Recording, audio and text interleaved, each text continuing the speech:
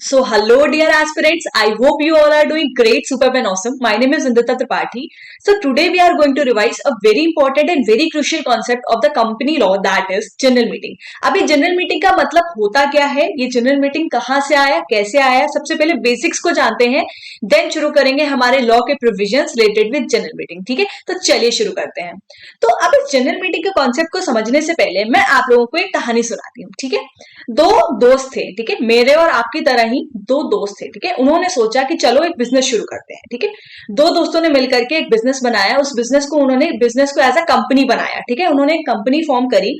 अब हम लोगों ने बचपन में पढ़ा था that company is an artificial person. ठीक है, कंपनी एक आर्टिफिशियल पर्सन होती है. कंपनी अपने काम खुद से नहीं कर सकती है. ठीक है, कंपनी के हाथ पैर नहीं होते हैं, तो कंपनी को चलाने के लिए लोगों की जरूरत पड़ती है. ठीक है, तो एक कंपनी बनाई दो दोस्तों ने, तो कंपनी को चलाने के लिए कुछ लोगों की जरूरत उन्हें पड़ी. अब उन लोगों ने जो लोगों को अपॉइंट किया वो सारे एक्सपर्ट्स थे. उनको उन्होंने कंपनी में बोर्ड ऑफ डायरेक्टर्स की पोजीशन दी. ठीक है, तो जो लोग कंपनी को चलाने के लिए आए वो आए कंपनी में बोर्ड ऑफ डायरेक्टर्स. ये लोग कंपनी को चलाने के लिए आए, ये हो गए कंपनी के बोर्ड ऑफ डायरेक्टर्स. ठीक है, अब इसके बाद कंपनी जैसे जैसे आगे बढ़ने लगी, उन दो दोस्तों को जरूरत थी पैसे की. ठीक है, अब पैसा चाहिए तभी तो वो बिजनेस आगे बढ़ा पाएंगे. तो उसके लिए उन्होंने अप्रोच किया कुछ बाहर के लोगों को और उनको बोला कि आप हमें पैसा दो, उसके बदले में हम आपको कंपनी के शेयर्स देंगे. शेयर्स का मतलब है हम आपको अपनी कंपनी की हिस्सेदारी देंगे. ठीक है, तो उन लोगों से उन्होंने पैसे लिए और उनको अपने कंपनी के शेयर्स दिए. तो ये आ गए हमारे शेयर होल्डर्स यानी कि जनरल पब्लिक. ठीक है, ये आ गए हमारे शेयर होल्डर्स. अब बात ये आई कि अब कंपनी चलने लगी. अब कंपनी में डिसीजंस लेने थे. ठीक है, जो बेसिक डिसीजंस थे वो लेने थे. अब जो वो प्रमोटर्स थे, जो दो दोस्त थे, वो तो बैठ गए जाकर के बोर्ड ऑफ डायरेक्टर्स में एक्सपर्ट्स के साथ, शेयर होल्डर्स अलग थे. अब बात ये आएगी कि डिसीजन मेकिंग चलेगी किसकी, बोर्ड ऑफ डायरेक्टर्स की कि शेयर होल्डर्स की. तो बात ये आई कि सबसे पहले जो डिसीजन लेने की अथॉरिटी होगी वो होगी बोर्ड ऑफ डायरेक्टर्स की. लेकिन बोर्ड ऑफ डायरेक्टर्स के अकेले ही डिसीजन मेकिंग कर लेंगे सारी? बिल्कुल नहीं. बोर्ड ऑफ डायरेक्टर्स को सारे के सारे डिसीजंस में शेयर होल्डर्स का अप्रूवल जरूरी है. सारे के सारे, जब मैं बोल रही हूँ इसमें कुछ डिसीजन छोड़ करके 99% डिसीजंस में बोर्ड ऑफ डायरेक्टर्स को शेयर होल्डर्स का अप्रूवल लेना जरूरी होता है. बिना शेयर होल्डर्स के अप्रूवल के कोई भी काम, कोई भी डिसीजन कंपनी में नहीं लिया जा सकता, एक्सेप्ट सम क्या है वो हम जब बोर्ड मीटिंग पढ़ेंगे तब आगे पढ़ेंगे. ठीक है, अब बात यह आई कि बोर्ड ऑफ डायरेक्टर्स और शेयर होल्डर्स अपनी अपनी पावर्स को, अपनी अपनी डिसीजन मेकिंग को एक्सरसाइज कैसे करें. ठीक है, तो बोर्ड ऑफ डायरेक्टर्स के पास फर्स्ट डिसीजन मेकिंग अथॉरिटी थी और शेयर होल्डर्स के पास फाइनल डिसीजन मेकिंग अथॉरिटी थी. अब फाइनल डिसीजन मेकिंग अथॉरिटी और फर्स्ट डिसीजन मेकिंग अथॉरिटी को वो एक्सरसाइज कैसे करें? तो बोर्ड ऑफ डायरेक्टर्स ने साथ मिल करके जो डिसीजन लिया वो लिया बोर्ड मीटिंग में. ठीक है, तो इनकी जो मीटिंग होती है जिसमें ये लोग साथ बैठ करके डिसीजन लेते हैं उसे कहते हैं बोर्ड मीटिंग, जो हम आगे पढ़ेंगे. आज का हमारा टॉपिक बोर्ड मीटिंग नहीं है, बट जब final decision making I share holders के पास, ठीक है, तो उन्होंने सोचा हम कैसे मिले, हम बहुत सारे लोग हैं कैसे मिले, तो उन्होंने मिल करके जो एक इसका सोल्यूशन निकाला वो है मीटिंग करना. ठीक है, तो उन्होंने जो मीटिंग करी उसको कहते हैं जनरल मीटिंग, यानी कि जनरल पब्लिक जो मीटिंग करती है उसे कहते हैं जनरल मीटिंग. तो ये बेसिक सा फंडा था कि जनरल मीटिंग और बोर्ड मीटिंग में क्या डिफरेंस होता है. बोर्ड ऑफ डायरेक्टर्स अपनी फर्स्ट डिसीजन मेकिंग अथॉरिटी को एक्सरसाइज करेंगे बोर्ड मीटिंग में, शेयर होल्डर्स अपनी फाइनल डिसीजन मेकिंग को एक्सरसाइज करेंगे जनरल मीटिंग में. तो ये छोटा सा प्रोविजन था जनरल मीटिंग का. ठीक है, और अगर आपको ये समझ आ गया हो तो अब बढ़ते हैं हमारे जनरल मीटिंग में कंपनीज एक्ट क्या बोलता है इसकी तरफ. सो कंपनीज एक्ट का चैप्टर नंबर 7, हमारे कंपनीज एक्ट में 29 चैप्टर्स हैं. हमने बेसिक क्लास में पढ़ा था दैट कंपनीज एक्ट में हमारे 29 चैप्टर्स हैं. उन 29 चैप्टर्स में जो चैप्टर नंबर 7 है that is management and administration of companies deals with the provisions of general meeting. ठीक है, तो चैप्टर नंबर 7 में हमारे बेसिकली सेक्शन नंबर 88 से लेकर के सेक्शन नंबर 122 तक है, जिसमें से सेक्शन नंबर 96 से लेकर के सेक्शन नंबर 122 है एजीएम के, और उसके ऊपर वाले जो है दैट इज 88 से लेकर के 95 तक है मिसलेनियस, दैट इज उसमें रजिस्टर्स वगैरह की बात होती है. तो chapter number 7 is divided into 2 parts. First part is general meeting 96 से 122 and then other miscellaneous parts. ठीक है, तो आज हम जो पढ़ेंगे, मतलब हमारे जो इस वाली सीरीज का जो मेन मुद्दा होगा वो होगा जनरल मीटिंग का. ठीक है, तो अब बात आती है सबसे पहला एनुअल जनरल मीटिंग. अब सेक्शन नंबर 96 हम कवर करेंगे. ठीक है, एक एक करके हम सारे सेक्शंस को कवर करेंगे, बट इससे पहले ये जान लेते हैं कि कितने तरीके की मीटिंग्स होती हैं. ठीक है, 2 तरीके की मीटिंग तो हमने जान ही लिया, एक होगी बोर्ड मीटिंग और दूसरी जनरल मीटिंग. अब जनरल मीटिंग के भी कुछ टाइप्स होते हैं. ठीक है, तो एक तो हम लोगों ने जान लिया कि बोर्ड ऑफ डायरेक्टर्स जो मीटिंग करते हैं उसे कहते हैं बोर्ड मीटिंग. अब बात आती है एनुअल जनरल मीटिंग क्या होती है. ठीक है, तो जनरल मीटिंग भी कई तरीके की होती है. शेयर होल्डर होल्डर्स की जो मीटिंग होती है वो कई तरीके की होती है, ठीक है। जो साल के आखिरी में एक बार होती है, ठीक है, जो साल के आखिरी में एक बार होती है उसे कहते हैं annual general meeting. That is annual है क्योंकि ये, ठीक है, क्योंकि ये एनुअल है इस वजह से ये साल के आखिरी में एक ही बार होगी, इसे कहते हैं एनुअल जनरल मीटिंग। अच्छा, अब मान लो शेयर होल्डर साल के बीच में कभी मिलना चाहते हैं तो वो कैसे मिले? तो यस, बिल्कुल वो मीटिंग करके मिल सकते हैं। उस मीटिंग को हम कहते हैं extraordinary general meeting. A meeting other than AGM is known as extraordinary general meeting, ठीक है, जिसमें शेयर होल्डर्स मिलेंगे।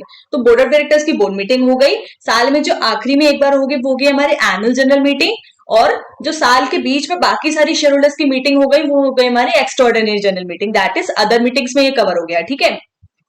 इसके अलावा क्लास मीटिंग होता है जिसमें हमारे डिबेंचर होल्डर्स अपने राइट को एक्सरसाइज करते हैं, क्योंकि डिबेंचर होल्डर्स भी तो कंपनी को कर्ज देते हैं ना, पैसा देते हैं, तो उनकी जो मीटिंग होती है वो होती है क्लास मीटिंग। तो एनुअल जनरल मीटिंग और बाकी जितनी भी मीटिंग्स है इन सब के बारे में हम पढ़ेंगे चैप्टर नंबर 7 में, दैट इज सेक्शन 96 से लेकर के सेक्शन 122 में।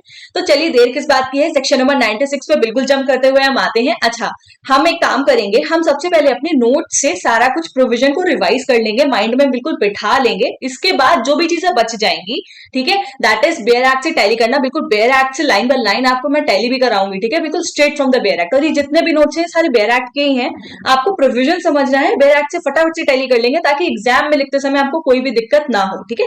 तो चलिए शुरू करते हैं। अब बात ये आती है कि एजीएम तो करानी है, साल में एक बार हर कंपनी को एजीएम करानी होती है, ठीक है। तो इसके कुछ एक्सेप्शंस है वो हम आगे देखेंगे, ठीक है। अच्छा, तो एजीएम हमें साल में एक बार कब कराएंगे, ठीक है, तो इसके लिए बोल रहे हैं सेक्शन नंबर 96 बोलता है that every company, her company को फर्स्ट एजीएम करानी है with in 9 months from the end of financial year, और सब्सिक्वेंट एजीएम मतलब फर्स्ट एजीएम के अलावा बाकी जितनी भी आगे एजीएम्स होंगी उसे कहते हैं सब्सिक्वेंट एजीएम। तो आपने मान लीजिए इस साल कंपनी इनकॉर्पोरेट करी, दैट इज 2023 में आपने कंपनी इनकॉर्पोरेट करी, तो आपका साल जब भी खत्म होगा, चाहे फाइनेंशियल ईयर हो चाहे वो कैलेंडर ईयर हो, जैसे ही आपका ईयर खत्म हुआ उसके 9 मंथ्स के अंदर अंदर आपको फर्स्ट एजीएम करा लेनी है। सब्सिक्वेंट एजीएम आपको कब करानी है, इसके 3 प्रोविजन है। जैसे हमारा 9 मंथ्स था, हम यहाँ पर 6 महीने हैं, ठीक है।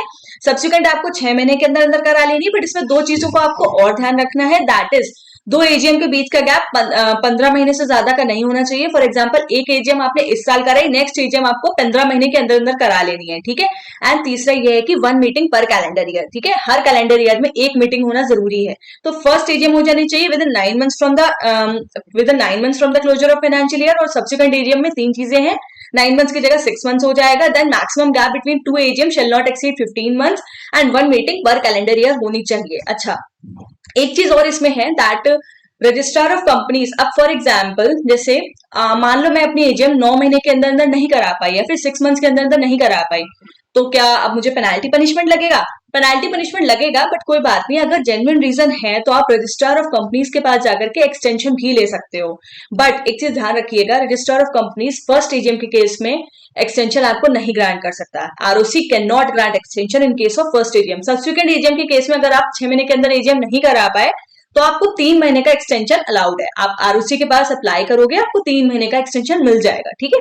तो ये सिंपल सा फंडा था टाइम पीरियड ऑफ एजीएम का, मतलब कि कब तक आपको एजीएम करा लेनी है, चाहे फर्स्ट एजीएम हो चाहे सब्सिक्वेंट एजीएम हो। अच्छा, इसमें एक प्रोविजो, अभी हम इसको फटाफट से बेयर एक्ट से टैली करेंगे तब दिखाऊंगी ये प्रोविजंस बेयर एक्ट में कितना टफ तरीके से लिखा हुआ है और आपको कितना अच्छे से समझ आ गया है, ठीक है।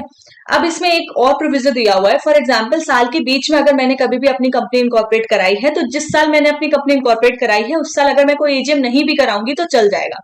No AGM is required because 1 meeting पर कैलेंडर ईयर। तो अगर मैंने जिस साल अपनी कंपनी इनकॉर्पोरेट करी है, इस साल अगर मैं कोई एजीएम नहीं भी करा रही हूँ तो चल जाएगा, ठीक है। ये बेकार सा प्रोविजो है, बट ठीक है, एक बार आप थ्योरी के लिए समझ लीजिएगा, ठीक है। अब हम लोग पहले फटाफट से day time and place of AGM पढ़ लेते हैं, फिर हम इसको बेयर एक्ट से टैली करेंगे, ठीक है। तो अगर ये पीरियड ऑफ एजीएम आपको समझ आया हो तो please hit the like button और वीडियो को एंड तक देखिएगा ताकि सारे प्रोविजंस माइंड में बैठ जाएं, ठीक है। अब आता है हमारा day time and place of AGM, यानी कि आपको एजीएम कब कहाँ कैसे करा लेना है। और ऑब्वियस सी बात है, आप बहुत सारे शेड्यूलर्स होते हैं कंपनी में, ठीक है। आप अगर एक स्पेसिफिक टाइम एक स्पेसिफिक डेट एजीएम की नहीं रखोगे तो कैसे डिसाइड होगा इतने सारे लोगों को कहाँ आकर के मिलना है, कैसे मिलना है। तो ऑब्वियसली कंपनी के जो बोर्ड ऑफ डायरेक्टर्स होते हैं वो डिसाइड करते हैं कि एजीएम किस दिन होनी चाहिए, कहाँ पर होनी चाहिए और किस डे पे होनी चाहिए। तो डे के लिए लिखा है कि AGM can be held at any day, आप किसी भी दिन करा सकते हो, बस नेशनल हॉलीडे नहीं होना चाहिए। यानी कि नेशनल हॉलीडे में आपका आ गया 2 अक्टूबर, 15 अगस्त, 26 जनवरी, ये सारे दिन। नेशनल हॉलीडे में 14 फरवरी नहीं आता है। जिन लोगों को लगता है 14 फरवरी नेशनल हॉलीडे होता है, ऐसा कुछ नहीं है, वो आपका एक डीम्ड हॉलीडे है, ठीक है। तो नेशनल हॉलीडे नहीं होता है, यहाँ पब्लिक हॉलीडेज भी इंक्लूडेड नहीं है। पब्लिक हॉलीडे मतलब संडे को भी एजीएम हो सकती है, ठीक है। तो AGM can be held at any day excluding national holiday. AGM can be held at any time during business hours only, ठीक है। बिजनेस आवर्स में ही आप एजीएम कराओगे, 9 to 6 PM इस बिजनेस आवर्स, ठीक है। जो आपका ऑफिस आवर होता है सुबह 9 बजे से शाम को 6 बजे तक आपको एजीएम करा लेनी है। प्लेस आप एजीएम कहाँ कराएंगे, ठीक है। तो at the registered office of the company, जहां पर आपका कंपनी का रजिस्टर्ड ऑफिस सिचुएटेड है, आपको वहां अपनी एजीएम करानी है। बट फॉर एग्जाम्पल मेरी कंपनी का रजिस्टर्ड ऑफिस अभी अंडर कंस्ट्रक्शन है, ठीक है, उसमें कुछ काम चल रहा है, कुछ रिनोवेशन वर्क चल रहा है, तो कोई बात नहीं, within the same city town और village where the registered office is situated, ठीक है। लॉ में ये सारी चीजें लिखी है, मैं नहीं बोल रही हूँ, सेक्शन 96 बोलता है।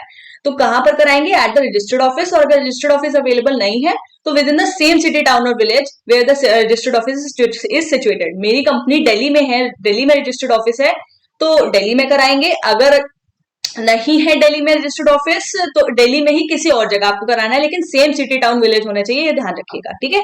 अच्छा, इसका एक प्रोविजन दिया हुआ था, AGM of an unlisted public company, अगर कोई अनलिस्टेड पब्लिक कंपनी है, can be held at any place in India, यानी कि उसकी एजीएम सेम सिटी टाउन और विलेज में नहीं भी कराएंगे तो भी चल जाएगा, बट इंडिया के अंदर ही रहना, इंडिया के बाहर मत जाना।